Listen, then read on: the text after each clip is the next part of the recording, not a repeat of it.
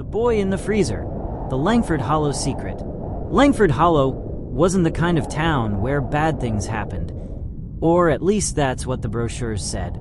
Tucked beneath the pines of northern Oregon, the town prided itself on its community watch, its polite neighbors, and its generational charm.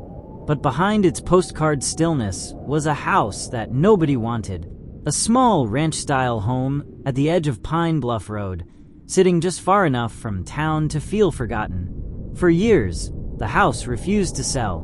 Real estate agents came and went, each with the same tight smile and half-hearted optimism. Just needs a little TLC, they'd say. But something about it unsettled people. Some claimed it smelled faintly of mildew. Others mentioned a draft that seemed to whisper through the walls. The most honest of them simply said, it felt wrong. In October 2017, the bank finally sent in a cleaning crew to prepare it for auction. The crew didn't make it past the garage. It was the smell that got them first. Not rot. Something colder, faint, metallic.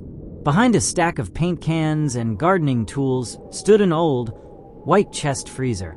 Unplugged, padlocked. When they pried it open, time stopped.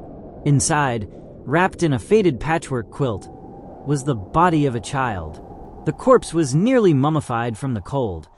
The small form curled in a fetal position, like it had gone to sleep and never woken up. There were no visible injuries, just bones beneath pale, leathery skin, and eyes that would never open again. No one knew who he was. No family came forward. No open case matched the description. For 2 weeks, the boy was called John Doe number 1187, and Langford Hollow became the kind of place where bad things did happen. Then came the call. A woman from Spokane, Washington, Emily Reese, recognized the blanket.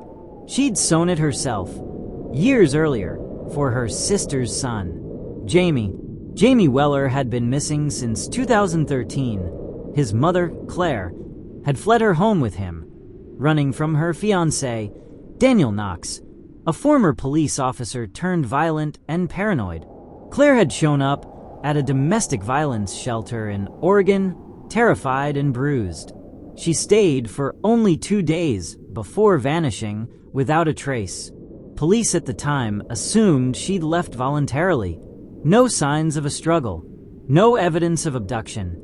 Daniel Knox, when questioned, said simply, she didn't want help. She wanted attention.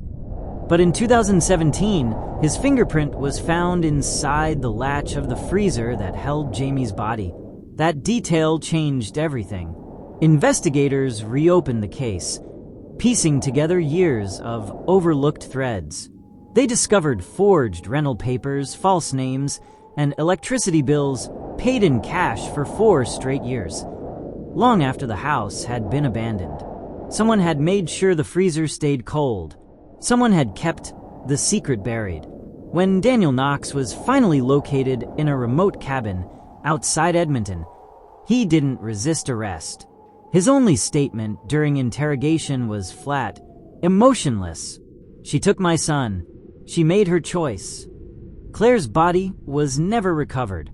In trial, prosecutors argued she was likely buried in one of the nearby forest clearings, or perhaps thrown into the Columbia River. Knox wouldn't say.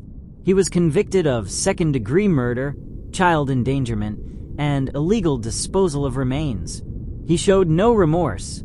After the sentencing, Emily Reese told reporters, "They always say small towns are safe. But that's just another way of saying people don't look too closely." Jamie never had a voice. Claire tried to fight back. No one listened. Until it was too late. The house on Pine Bluff Road was gutted and resold in 2019. The new owners turned the garage into a garden workshop, but they never stayed in it after dark. Locals still talk about the cold that lingered, how the flowers by the garage never seemed to bloom, no matter the season. And the strangest part, the electric meter. Records showed power had continued running, just barely, until 1 month before the body was found. Enough to keep the freezer cold. enough to preserve a secret. But Daniel Knox had left Oregon years earlier, so who kept paying the bill? Langford Hollow moved on, as small towns often do, quietly and without ceremony.